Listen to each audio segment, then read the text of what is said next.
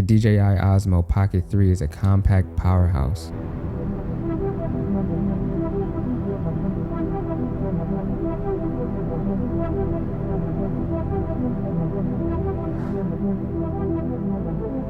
And this pocketable camera has redefined portable content creation. And whether you're already an established filmmaker or a beginning vlogger, this camera offers a blend of advanced features and user-friendly design. And lately I've been trying to figure out what makes it stand out. It could be the sensor, a 1-inch CMOS sensor for enhanced low light performance and dynamic range. Or it could be one of my favorite things about video creation in general, color. One of the biggest upgrades in the Osmo Pocket 3 is the addition of 10-bit D-Log. With 10-bit color depth, you're getting over 1 billion colors, which means better skin tones and far more flexibility in post-production. And if you're into color grading like I am, or want the most cinematic control over your footage, this is a game changer.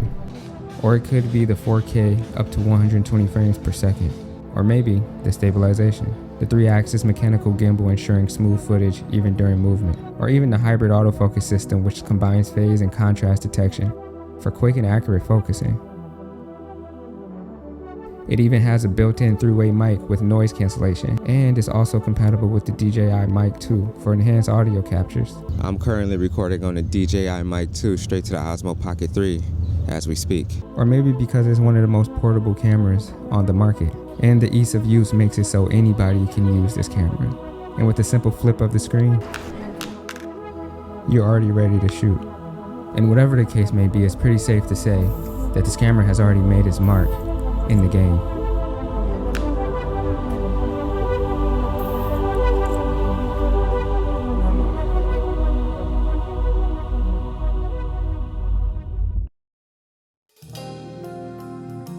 Alright, so hello, hi. How's everybody out there doing today?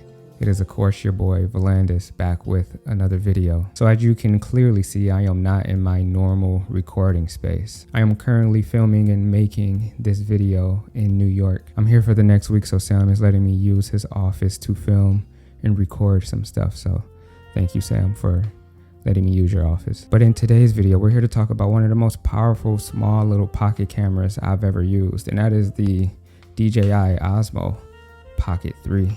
Now I've had this camera for a little bit of time now. I was able to take it with me to Japan. I've been using it at home, and I've clearly been using it since I've been here in New York. And I've been wanting to use one of these cameras since they dropped the Osmo Pocket 1 a couple years ago. I've always thought it was a cool little idea to have like such a powerful small little cinema camera, whether you do vlogging, make actual like kind of cinematic videos and filmmaking videos. I've always thought it was a cool idea to have a very small camera that can fit in your pocket, that can be attached to a gimbal, and something that can produce very high quality videos in a small pocket camera. So I've been super excited and just loving walking around and using the Osmo Pocket 3 over the last couple of months. So in this video, I kind of just wanted to talk about some of my favorite things about the Osmo Pocket 3 and what I've been loving about it since I've been using it, and some things that I'm not too fond of as well. And as a heads up, DJI did send me this camera to make a review about, but again, all my feelings and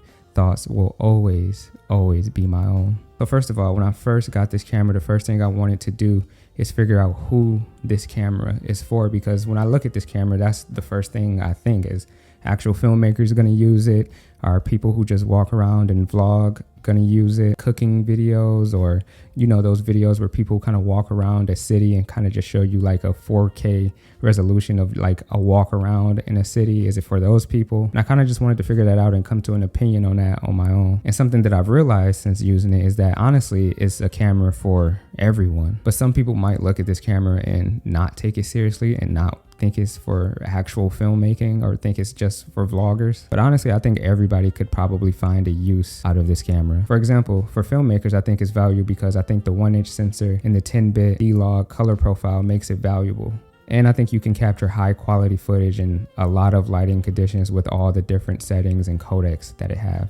Also pretty impressive that it has all of these things built into such a small camera with such a small sensor. Also think it could be valuable to people who are just beginning filmmaking or just making videos in general. I think the interface is intuitive enough and it's compact, and the size makes it easy for those new content creators to kind of get in the field and go create something. And for vloggers and creators and people who post stuff on social media and on social platforms, I think the active tracking, the face tracking features is amazing because it ensures that you could stay in frame no matter what you're doing. For people who vlog, if you're walking down a busy street and you can't really focus on the camera as much and you're trying to focus on where you're going without bumping into people or walking into the middle of the street, I think the face tracking, being able to just keep you in frame so you don't have to worry about that, is amazing for people who do things like that. Also, it's DJI, so you know the gimbal and the steady shots that you'll get out of this is always going to be top tier. Also, I think it's amazing because you can take it to places like restaurants or stores and you don't have to bring your big setup, so you can be a little bit more indiscreet,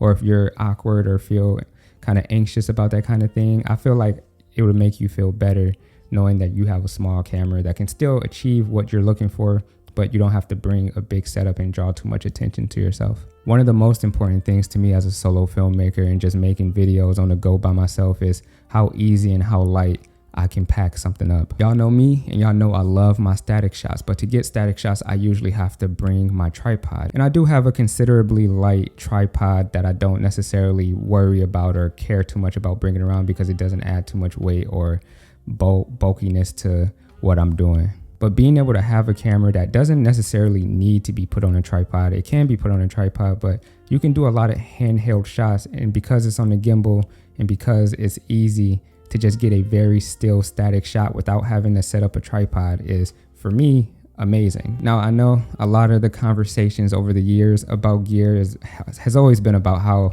it doesn't matter.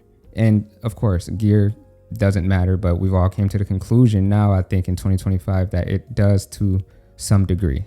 I don't know why we keep having this conversation, but for me, I need a camera that's going to inspire me to get out and shoot. And I know the best camera you can have is the one you already have, whether that's your phone, your DSLR, your film camera, the Osmo Pocket 3, whatever the case may be. If you have a camera on you, that's probably the best camera you can have, right? But when I look at my FX3, I want to go out and shoot with it. I know what it's capable of. I know that it's going to create things and help me create things that I'm proud of and things that I want people to see. And I feel like the Osmo Pocket 3 has been that in some cases for me. If I'm going out to a restaurant, or I know I'm going to be walking around the city all day, and I know that carrying my camera is going to hurt my back because, you know, I just turned 31, I'm getting old, my back hurts. So I know if I'm going to be walking around the city all day, I need to have something that's light and something that's not gonna weigh me down or make me uncomfortable or make me not even want to shoot or just kind of put me in a bad mood because I'm uncomfortable or just anything of that nature, or something that like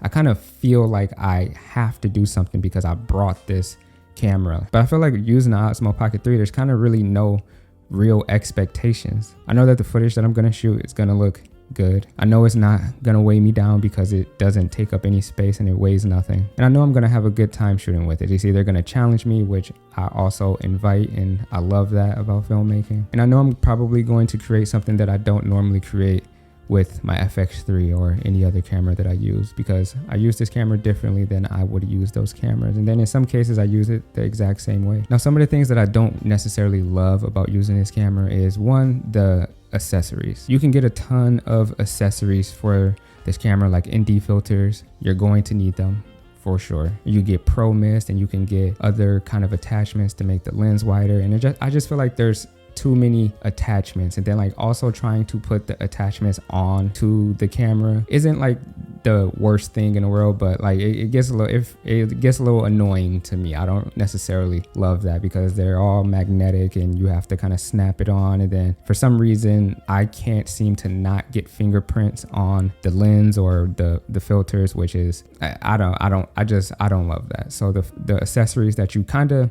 almost, in my opinion, need, they annoy me. And then also the learning curve. I feel like there's so many things packed into this camera, so many things that you can do with this camera, which is a good thing, but I feel like sometimes a lot of that stuff kind of confuses people. I know it confused me a little bit, and it can sometimes get in the way of just going out and filming and shooting. I know for a couple of days I was so confused on how to switch the gimbal over to rotating left and right versus zooming in and out with the joystick. And then also all the focus modes and tilts and pans and all those type of modes, which in my opinion is a great thing, easy for me, but I've also been doing this for a very long time. Could probably be a little frustrating or confusing to somebody who's new to filmmaking and all that other stuff. But other than that, I think the camera is great, and I think it's a great deal for what you get. I know a lot of YouTubers, including myself, we like to say that things are cheap, and I think we all have a different kind of version of what's cheap and what's not cheap. But I think that we can all agree that some things are just objectively a good deal or objectively really expensive. For example, if I say that a cinema lens is a cheap cinema lens, I'm kind of comparing it to the most expensive cinema lenses and kind of what you get out of that cinema lens versus what you'd get out of another cinema lens for a larger or lower price. Considering that some of these features can be packed into cameras like, say, the FX3 or other top of the line cinema cameras in a little pocket cam, then yeah, it's kind of a good deal. But anyway, with that being said, I hope you guys enjoyed the video, got something out of it. If you didn't, I'm sorry. But if you are not subscribed to the channel, please do me a favor and hit that subscribe button. If you're already subscribed, I'm not talking to you because you already did what you had to do. So with that being said, I'm gonna get up out of here and I'm gonna go do some shit. I'm gonna go enjoy New York, man, and just kind of enjoy life. So I hope you guys do the same. Have a blessed day, blessed and beautiful day. With that being said, let's get out of here. Let's go do some shit. You know the vibes, man. Let's get it.